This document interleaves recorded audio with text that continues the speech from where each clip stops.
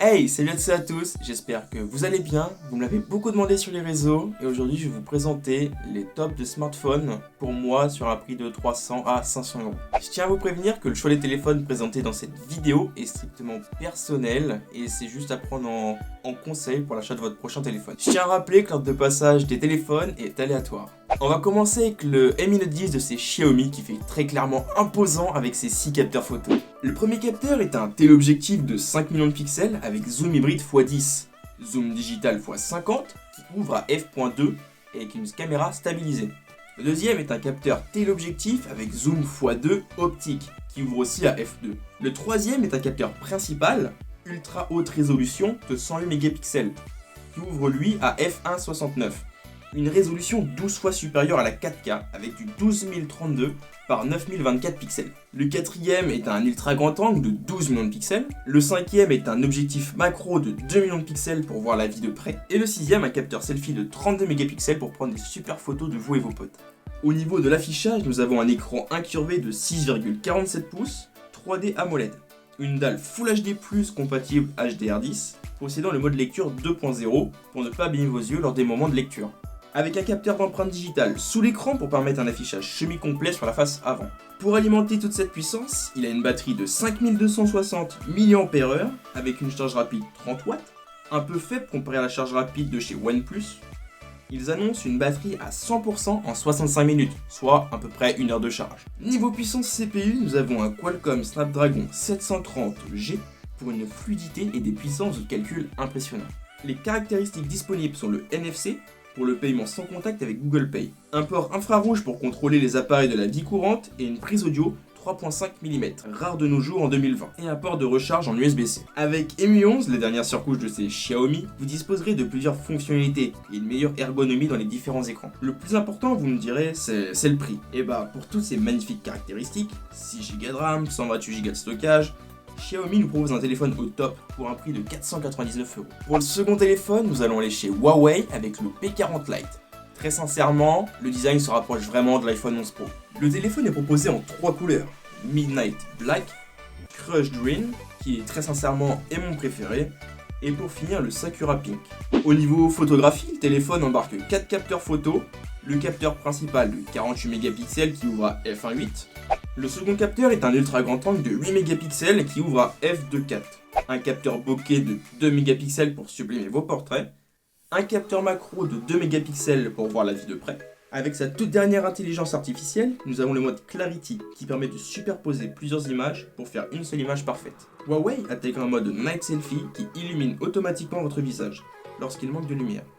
Il optimise ainsi l'éclairage, les saturations et contrastes de l'arrière-plan pour vous mettre en valeur. Au niveau puissance brute du téléphone, Huawei intègre pour la première fois un processeur Kirin 810 gravé en 7 nanomètres. Pour ceux qui ne savent pas à quoi fait référence les 7 nanomètres, c'est très simple. Pour tout vous expliquer, c'est la finesse de gravure, plus elle est fine, plus les calculs seront rapides, et ainsi améliorer la fluidité et l'intelligence artificielle présente dans le téléphone.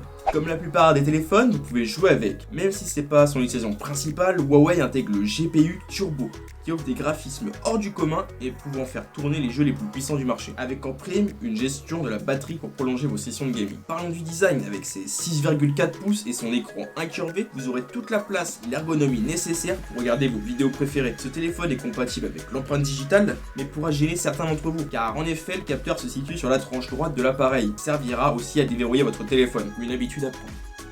Huawei, comme vous le savez tous, n'a plus accès au service Google, mais avec son store et d'autres moyens techniques, vous pouvez facilement avoir accès à des applications qui vous sont privées.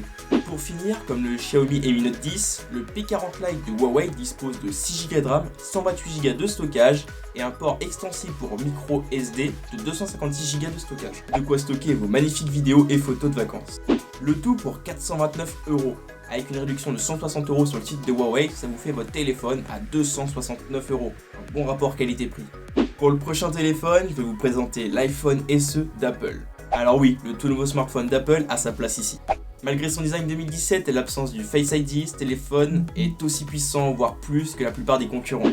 Avec son design résistant en verre et aluminium et sa petite taille, il a tout pour plaire aux personnes ne voulant pas s'encombrer les poches ou leur sac avec un grand téléphone. Il possède un écran Retina HD de 4,7 pouces, Au niveau puissance, il hérite de son grand frère avec le processeur A13 Bionic qui va vous permettre d'améliorer significativement vos photos avec le mode portrait. Vous aurez plusieurs effets professionnels. Le premier étant le contrôle de la profondeur avec une ouverture passant de f1.4 à f16 pour ajouter des beaux flous d'arrière-plan. Le deuxième est la gestion des couleurs. Vous pourrez gérer 6 effets de lumière sur vos photos.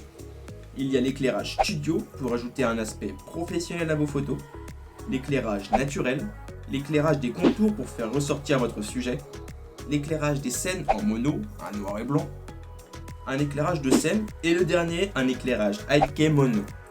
Voici quelques photos réalisées avec l'iPhone SE 2020.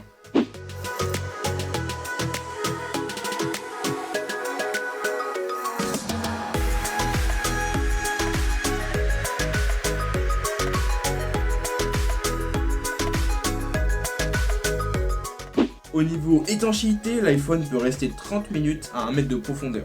Ils promettent une autonomie de 13 heures de vidéo en continu et lorsque la batterie est vide, l'iPhone peut être rechargé en sans fil ou en charge rapide 18 watts. Ils promettent 50% en 30 minutes. Apple propose ce produit en plusieurs couleurs, noir, blanc et rouge. Tout ça pour un prix de 489 €, une bonne affaire pour rentrer dans l'écosystème Apple. Pour le dernier smartphone, nous allons chez Samsung avec le Galaxy A71. Avec son écran Infinity de 6,7 pouces, Super AMOLED Plus et ses 5 capteurs photo, ce téléphone a tout d'un grand. Au niveau photographie, on a un capteur principal de 64 mégapixels pour de belles photos nettes, un capteur macro de 5 mégapixels, d'un ultra grand angle de 12 mégapixels pour prendre de belles photos de paysages, et un téléobjectif de 5 mégapixels avec son zoom digital allant jusqu'à x8. Pour réussir vos selfies, il dispose d'un capteur de 32 mégapixels. Il permettra d'enregistrer des vidéos en 4K 30 images par seconde. Pour faire tourner tout ça, il est équipé d'un processeur 8 cœurs, chacun cadencé à 2,2 GHz, 6 Go de RAM et 128 Go de stockage, et 4500 mAh de batterie. Le tout pour un prix de 399 €, soit à peu près 400 €. Pour conclure, si vous êtes un passionné de photos ou vous voulez juste un téléphone avec beaucoup de puissance, le Mi Note 10 de chez Xiaomi est pour vous. Et pour ceux qui veulent un téléphone en dessous des 300 €, prenez le P40 Lite de chez Huawei, si vous n'avez pas peur de vous retrouver sans les applications de Google. On arrive à la fin de la vidéo, j'espère qu'elle vous aura plu et qu'elle vous aura permis de vous aider pour le choix de votre prochain téléphone. Si c'est le cas, n'hésitez pas à partager la vidéo, à la liker et à vous abonner. Sur ce, je vous dis portez-vous bien et à la prochaine. C'était Mathieu JDS.